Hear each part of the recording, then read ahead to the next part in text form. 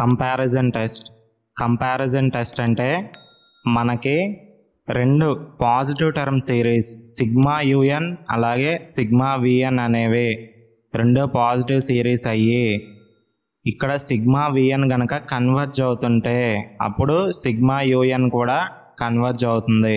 This is the first rule. Sigma U N sigma V N రెండు positive term series, అలాగే sigma V N కనుక diverge అవుతుంటే sigma U N కూడా diverge అవుతుంది. This is second point. Next థర్డ్ది అంటే limit n tends to infinity U N by V N is equal to L. Finite value కనుక మనకు వస్తే లిమిట్ అప్లై చేసినప్పుడు ఒక ఫైనైట్ వాల్యూ ఎల్ అనే ఫైనైట్ వాల్యూ కనుక వస్తే అప్పుడు సిగ్మా యూఎన్ సిగ్మా విఎన్ రెండు ఒకేలాగా బిహేవ్ చేస్తాయి. అంటే విఎన్ కనుక కన్వర్జ్ అయితే యూఎన్ కూడా కన్వర్జ్ అవుతుంది, విఎన్ డైవర్జెంట్ అయితే యూఎన్ డైవర్జ్ అవుతుంది. హార్మోనిక్ సిరీస్ కూడా ఇంపార్టెంట్ టాపిక్ మనకి. Sigma 1/n⁴p is equal to 1/1⁴p plus 1/2⁴p plus 1/3⁴p plus and so on 1/n⁴p. So ఈ హార్మోనిక్ సిరీస్ కన్వర్జెంట్ ఎప్పుడవుతుందంటే if p is greater than 1. ఇది very important. p అనేది greater than 1 అయితే series అనేది convergent అవుతుంది.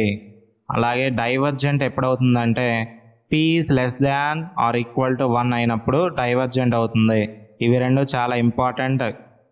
So first problem 1/1 × 2 × 3 plus 3/2 × 3 × 4 plus 5/3 × 4 × 5 plus and so on. ఇలా మనకి ఒక సిరీస్ ఇచ్చారు.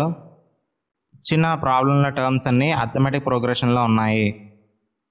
So arithmetic progression is a plus d plus a plus 2d and so on a plus nd అవుతుంది. This is arithmetic progression series. And ఇక్కడ ఎంత term ఎట్లా కనుక్కుంటామంటే an is equal to a plus n-1 into d అని కనుక్కుంటాము. So ఈ points మనం ఒకసారి గుర్తు చేసుకుంటే మనకి ఇచ్చిన ప్రాబ్లంలో ఇప్పుడు ఈ సిరీస్కి ఎంత టర్మ్ కనుక్కుందాము. To find the nth term of given series. ఇప్పుడు ఎంత టర్మ్ కనుక్కుంటే ఫస్ట్ న్యూమరేటర్లో ఉన్న టర్మ్స్ తీసుకుందాం. 1 + 3 + 5 అని ఉన్నాయి కదా, సో ఇవి తీసుకుందాం. 1, 3, 5, 7 అని మనం టర్మ్స్ రాసుకున్నట్లయితే ఇక్కడ ఫస్ట్ టర్మ్ ఏమవుతుంది, a ఈజ్ ఈక్వల్ టు 1. అలాగే d కామన్ డిఫరెన్స్ ఏమవుతుంది, a2 మైనస్ a1 కదా, అంటే a2 ఏంటి ఇక్కడ 3 మైనస్ 1 అంటే 2 అవుతుంది. Common difference d is equal to 2. ఇప్పుడు ఎంత టర్మ్ కనుక్కుందాము, an is equal to a plus n-1 into d, then 1 plus n-1 into 2 అంటే 1 ప్లస్ 2n-2 అవుతుంది. That means 2n-1. ఇప్పుడు మనం న్యూమరేటర్కి కనుక్కున్నాం కదా, నెక్స్ట్ డినామినేటర్లో ఉన్న టర్మ్స్కి కనుక్కుందాం. డినామినేటర్ టర్మ్స్ వచ్చేసి 1, 2, 3. సో వీటి కనుక్కుందాం. ఇక్కడ ఫస్ట్ టర్మ్ ఏంటి, a ఈజ్ ఈక్వల్ టు 1. అలాగే కామన్ డిఫరెన్స్ వచ్చేసి d ఈజ్ ఈక్వల్ టు 1 అవుతుంది. నెక్స్ట్ ఎంత టర్మ్ కనుక్కోవాలి కదా, an equal to 1 plus n-1 into d, అంటే d అంటే 1 కదా, so 1 plus n-1 plus 1 minus 1 cancel అయిపోతే n వస్తుంది. నెక్స్ట్ 2, 3, 4 వీటికి కనుక్కుందాం. అంటే a equal to 2, first term 2 అవుతుంది, కామన్ డిఫరెన్స్ 1 అవుతుంది. ఇక్కడ an కనుక్కుంటే 2 plus n-1 into 1 that equal to 2 plus n-1 అంటే 2 మైనస్ 1 1 కాబట్టి n+1 వస్తుంది. నెక్స్ట్ 3, 4, 5 ఉన్న టర్మ్స్ కనుక్కుందాం. a ఈక్వల్ టు 3 అయితే d equal to 1 common difference, an is equal to 3 plus n-1 into 1 అంటే 3 ప్లస్ n-1 అంటే n+2. So the nth term of the given series is అని న్యూమరేటర్లో ఇచ్చిన టర్ము డినామినేటర్లో వచ్చిన టర్మ్స్ రాసుకోవాలి. So un is equal to న్యూమరేటర్లో మనకి ఏమొచ్చింది 2n-1 వచ్చింది. అలాగే డినామినేటర్లో మనకి 3 టర్మ్స్ వచ్చినాయి కదా, n ఉంది, n+1 ఉంది, n+2 ఉంది. సో అది రాసేసుకుందాం. un is equal to 2n-1 divided by n into n+1 into n+2 అవుతుంది. ఇప్పుడు మనకి un వచ్చేసింది కదా. సో ఇక్కడ మనం న్యూమరేటర్ డినామినేటర్లో n బయట రాసేసుకుందాం, కామన్ తీసేసుకుందాం.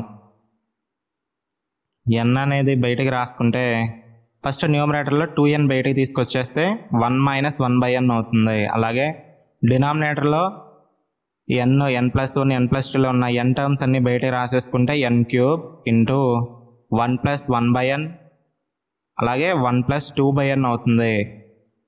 ఇక్కడ n క్యాన్సిల్ చేసుకుంటే డినామినేటర్లో n క్యూబ్ ఉంది కదా, న్యూమరేటర్లో ఉన్న n క్యాన్సిల్ చేసుకుంటే అప్పుడు మనకి 2 into 1 minus 1/2n divided by n square into 1 plus 1/n into 1 plus 2/n. So మనకి un అనేది వచ్చేసింది. ఇప్పుడు మనం vn ఫైండ్ అవుట్ చేద్దాం. vn is equal to sigma vn is equal to sigma 1/n square. ఇక్కడ మనకి సిగ్మా un వచ్చేసింది, sigma vn వచ్చేసింది. ఇప్పుడు మనం లిమిట్ అప్లై చేసుకుందాం. Limit n tends to infinity, ఇది ఇన్ఫైనైట్ సిరీస్ కాబట్టి limit n tends to infinity un/vn.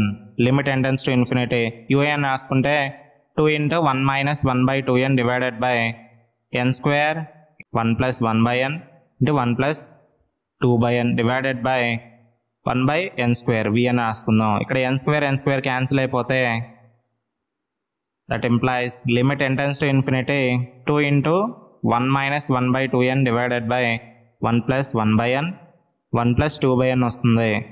So limit substitute చేసుకున్నట్లయితే 2 into 1 2 1/infinity అంటే 0 కదా, so 2 into 1 2 divided by 1 plus 1/infinity 1/infinity అంటే 0 1 ఉంటుంది.